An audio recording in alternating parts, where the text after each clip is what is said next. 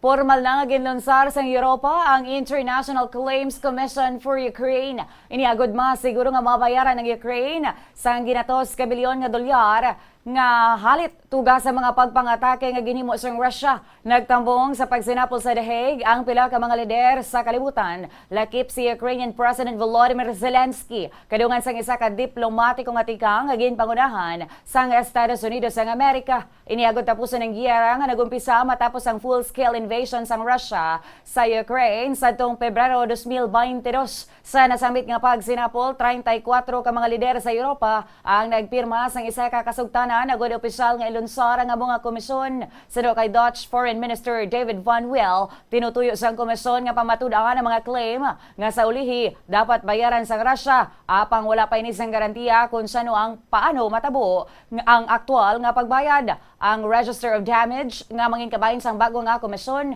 nakabato na sa masobra 8,000 ka mga claim halin sa mga individual, organisasyon kag pampubliko nga mga institusyon sa Ukraine.